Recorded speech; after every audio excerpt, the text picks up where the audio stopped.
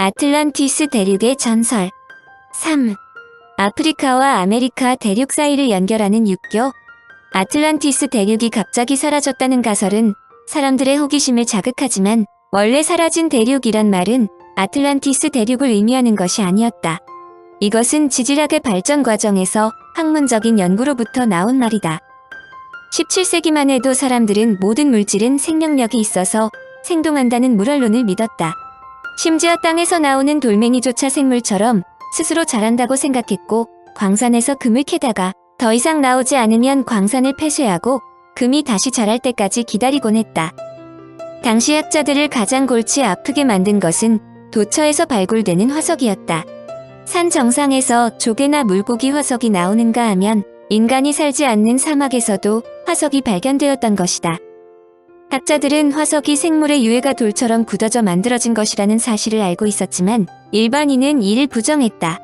사람들은 화석이 동식물의 유해가 아니라 우연히 생물체의 모양을 닮은 돌에 지나지 않는다고 생각했다. 기독교적 세계관으로 똘똘 뭉친 중세 유럽에서는 과학은 신학의 신여라는 표현에 걸맞게 화석도 성경의 말씀에 적합한 설명으로 풀이되어야 했다. 그들은 산에서 발견된 조개의 화석은 노아의 홍수 때 산까지 떠밀려간 조개가 죽어서 남은 것이라고 해석했다.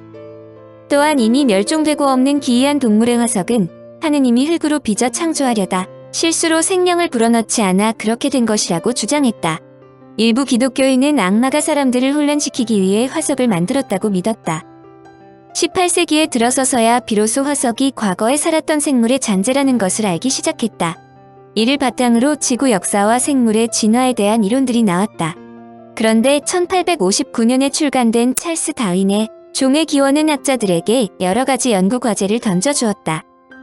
그의 학설대로 서로 비슷한 종이 공통의 조상으로부터 진화한 것이라면 그 증거가 어디엔가 남아있어야 한다.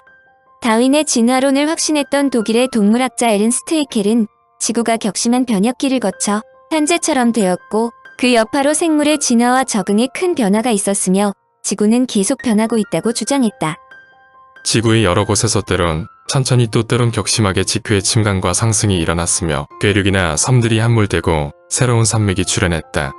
섬이 산맥이 되고 반도가 섬이 되는 것은 물론 섬이 대륙이 되는 경우도 있었다. 해켈은 영장류의 분포 상태를 조사한 다음 각 대륙의 일부 생물이 유사한 것을 보고 생물이 자연적인 방법으로 인도양을 건널 수 없다는 결론을 내렸다. 그는 생물이 인도양을 건널 수 없는데도 어떻게 여러 대륙에 존재하는가? 라는 의문에 이는 과거에 이들 지역이 육지로 연결되어 있었다는 것을 의미한다고 생각했다. 또한 그는 사람이 원숭이로부터 진화했다는 다윈의 진화론을 입증해 줄 만한 화석이 아무 데서도 발견되지 않은 이유는 사라진 대륙과 아프리카 대륙에서 인류가 생겨났기 때문이라고 추정했다. 해켈은 자신의 주장을 증명해 줄 원인 화석이 두 대륙에서 틀림없이 발견될 것이라고 장담하면서 사전에 그 원인을 피테칸트로푸스 에레투스라고 명명하기까지 했다. 그가 이와 같은 결론을 내린 것은 인류의 요람이 인도양에 가라앉은 대륙에 있다고 가정했기 때문이다. 그가 명명한 최초의 인류는 피테칸트로푸스 아라스였다. 해켈이 추론한 사라진 미스테리의 대륙을 영국의 동물학자 필립스 크레터는 레무리아 대륙이라고 불렀다. 레무리아 대륙은 약 2억 년 전 현재의 아프리카, 남미, 오스트레일리아, 뉴질랜드, 남극 대륙을 한데 묶는 거대한 곤드와나 대륙이 있었다는 지역과 거의 일치하므로 이후 레무리아 대륙으로 설명한다. 스크레터가 사라진 대륙을 레무리아 대륙으로 부른 이유는 여우 원숭이, 즉 마다가스카르 섬에 살고 있는 레무르의 진화 과정을 조사한 결과 해켈이 주장했던 대륙에 레무르가 살았음이 드러났기 때문이다. 스크레터는 레무르가 마다가스카르 섬에 인접한 아프리카 대륙에는 존재하지 않고 인도양에서 멀리 떨어진 수마트라에는 서식하고 있는 점을 발견했다. 이를 통해 그는 마다가스카르에서 수마트라에 이르는 인도양을 가로지르는 큰 대륙이 있었을 거라고 추정했다. 마다가스카르의 명물 가운데 하나인 이그너도 아프리카에는 없지만 태평양의 갈라파고스 제도, 안틸 제도, 피지 제도 및 남아메리카에서는 발견된다. 이외에도 프테로프스는 마다가스카르와 인도에는 살고 있지만 아프리카에는 살고 있지 않다. 동식물의 분포를 보면 마다가스카르 섬의 동식물은 인도의 동식물과 놀랄 만큼 유사하다. 인도에서 마다가스카르 섬으로 동식물이 유입되었든 그 반대가 되었든 그 이동에는 바다를 건너야 하는 문제가 따른다. 더욱이 마다가스카르 섬의 동식물은 오스트레일리아나 남미와 매우 유사하다.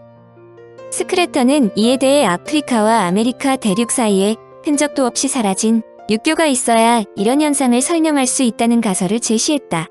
스크래터의 주장은 고생물학자들로부터 전폭적인 지지를 받았다. 그 이유는 해켈든이 주장한 고생물의 진화 분포를 비교적 합리적으로 설명할 수 있었기 때문이다. 레무리아 대륙이 현재의 마다가스카르 섬, 모리셔스 제도, 세이셸 제도, 코모로 제도를 포함한다는 가설은 프랑스의 에밀 프랑샬, 독일의 오스칼 페샬, 다윈과 진화론의 공동 발견자인 엘프레드 월리스 등의 지지를 받았다. 구소련의 지질학자 리세톱은 인도양의 해저 조사를 통해 대륙이 실제로 존재했다고 생각할 만한 지질상의 자료가 발견되었다고 발표했다. 1972년 마다가스카르 섬의 남쪽 약 700마일에 걸친 해령을 조사한 학술 조사선 그로머 챌린지호는 최근 2000만 년 사이에 이 지역이 1600m 이상 가라앉았다고 발표했다. 또한 세이셸 제도와 샤드마리아의 얕은 해양에서는 해저가 그전 높이에서 2000m나 침하한 것이 발견됐다. 특히 마다가스카르 섬 북서부의 해저에서 10에서 11세기 것으로 보이는 아라빈의 건축물 폐허가 발견되었는데 이는 수세기 전에도 육지에 침하가 있었음을 의미한다. 고대 인도의 전설은 해저에 가라앉은 몇몇 도시에 관해 이야기하고 있다.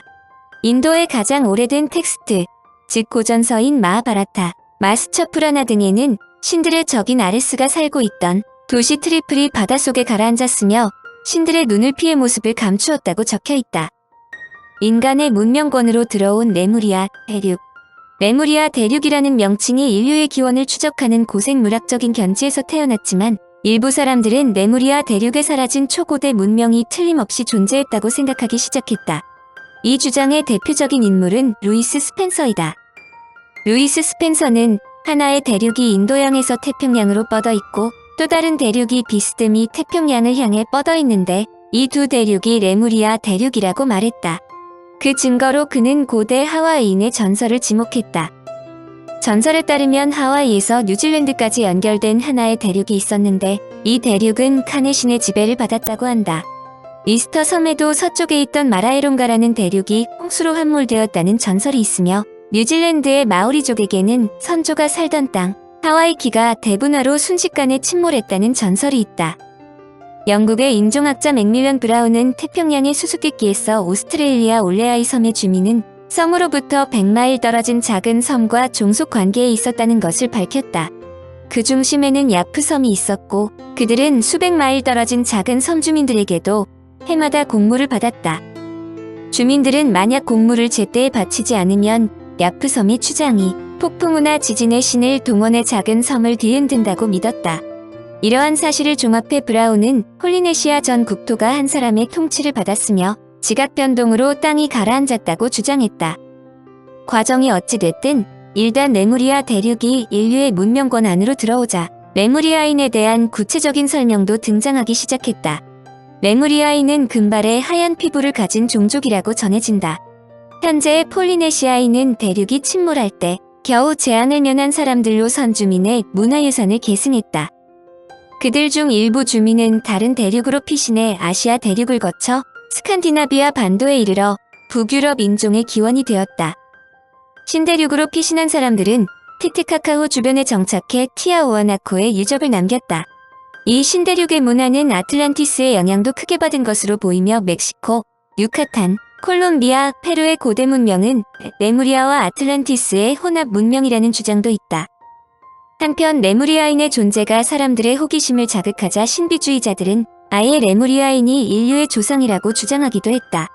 러시아의 귀족 헬레나 블라바츠키 여사는 신지학협회를 창설한 후 자신의 저서 비밀의 가르침에서 인간은 7종족의 조상을 거쳐 진화했다고 주장했다. 신지학이란 기독교 및 불교의 가르침에다 티베트에 사는 은자들로부터 직접 전수받았다는 신비한 계시를 혼합한 것으로 그녀는 인류의 세 번째 종족이 레무리아인이라고 했다. 레무리아인은 남반구의 대부분을 차지하는 대륙에서 살았다. 모습은 거대한 원숭이와 유사하며 4개의 손이나 머리 뒤에 제3의 눈이 있는 레무리아인도 있었다.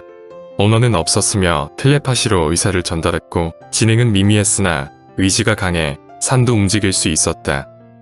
후일 레무리아는 붕괴되어 아틀란티스가 되었다. 레무리아인의 후예는 오늘날에도 살고 있으며 오스트레일리아 원주민인 에버리진이라 남아프리카 원주민인 호텐토트, 파푸아인이 이에 해당된다. 황당한 이야기일수록 사람들의 흥미를 끌기 마련이다. 블라바츠키의 주장은 영국의 신지학자 스코트 엘리엇이 아틀란티스와 레무리아 이야기를 통해 더욱 구체화했다. 레무리아인의 키는 약 4.5m로 갈색 피부를 지녔고 얼굴에는 이마라고 할 만한 데가 없으며 턱이 앞으로 돌출해 있었다. 눈은 양미간이 떨어져 있어서 새처럼 앞을 보는 동시에 옆도 볼 수 있었다.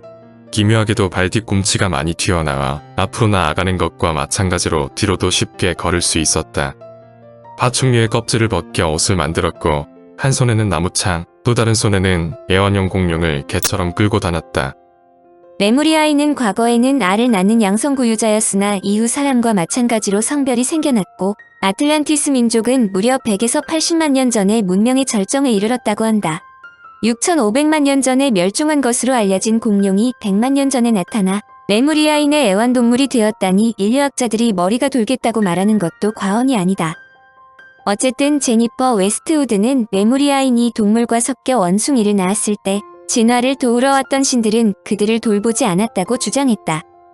신을 대신해 그들을 도운 것은 금성에서 온 불꽃의 왕이었으며 덕분에 레무리아인은 불사의 존재가 되었다. 하지만 그들이 문명을 이룩하고 사람과 비슷했을 때 레무리아는 바닷속에 잠기고 말았다. 스코트 엘리엇은 레무리아 대륙이 4번에 걸쳐 사라졌으며 그것은 80만 년 전, 20만 년 전, 8만 년 전, 그리고 아틀란티스의 이름으로 침몰한 기원전 9564년이었다고 주장했다. 이때 살아남은 아틀란티스의 후예들은 5종족으로 나뉘게 되었다고 한다. 첫 번째 종족은 인도에 살았던 아리안족으로 이집트를 식민지로 만들 만큼 첨단 문명을 지녔다고 한다. 두 번째 종족은 바빌로니아와 아시리아를, 세 번째 종족은 이란과 페르시아를 건설했으며 네 번째 종족은 셀틱족이고 다섯 번째가 그리스인과 로마인이라고 설명한다. 그뿐 아니라 여섯 번째와 일곱 번째로 남북 아메리카인을 추가하고 있다. 그의 주장은 한마디로 아프리카와 아시아인을 제외하고 모든 민족이 아틀란티스인이라는 것이다. 이 무슨 말도 안 되는 얘기냐고 생각할 수도 있다. 아무튼 레무리아가 아틀란티스와 결합되든 아니든 그것이 매력적인 소재라는 것은 1932년 5월 22일자 로스앤젤레스 타임스 스타에 게재된 에드워드 랜서의 다음과 같은 글을 통해서도 알 수 있다. 오리건주 포틀랜드로 향하는 밤 기차에 몸을 싣고 있던 나는 캘리포니아의 샤스타산에서 붉은색과 초록색의 기묘한 빛을 발견했다. 승무원에게 물으니 그것은 레무리아인이 축제를 벌이는 것이라고 했다. 그 말에 흥미를 느낀 랜서는 샤스타산을 찾았고 워드라는 마을에서 그가 본 것과 똑같은 빛을 보았다는 사람들을 만났다. 그들은 산중턱에 신비의 마을이 있는데 이제까지 그곳에 가본 사람은 아무도 없다고 했다. 랜서는 그들로부터 전해들은 레무리아인의 특징을 기록했다. 레무리아인은 키가 크고 맨발로 다니며 짧은 머리에 하얀 옷을 입고 있다. 그들이 벌이는 빛의 축제는 잃어버린 고향 레무리아를 그리는 의식이다. 그들은 티베트에서 전래된 모습을 감추는 비수를 사용해 아무에게도 발견되는 일 없이 북미에서 수천 년간 살아왔다. 마을에도 보이지 않는 장벽이 둘러쳐서 외부인이 침입하는 것을 막고 있다. 랜서의 글에 자극을 받은 사람들이 샤스타산을 조사했지만 레무리아인의 흔적은 어디에도 없었다. 결국 랜서는 1894년에 무명작가가 발표한 2개의 행성 사람들을 토대로 자신이 가공한 기사라고 실토했다. 이어 레무리아 대륙의 이야기가 너무 부풀려져 있다는 자성이 일면서 레무리아 대륙이 곧 아틀란티스 대륙이라는 얘기가 등장했다. 하지만 이들은 그 위치가 대서양이 아니라 인도, 말레이시아 반도와 인도네시아가 합쳐지는 태평양이라고 했다. 레무리아 인도는 모든 문명이 시작된 아버지 대지이며 레무리아 인도네시아는 어머니 같은 지역이라고 설명했다. 또한 이들은 레무리아도 현대 문명과 인간의 원천지인 에덴 동산, 즉 낙원과 같은 뜻으로 풀이했고 연대도 축소에 약 2만 년 정도로 결론을 내렸다. 이처럼 레무리아 대륙과 아틀란티스 대륙이 합해지자 아틀란티스 대륙은 보다 힘을 받게 되었다. 아틀란티스 대륙 발견의 기회가 그만큼 크게 다가왔기 때문이다.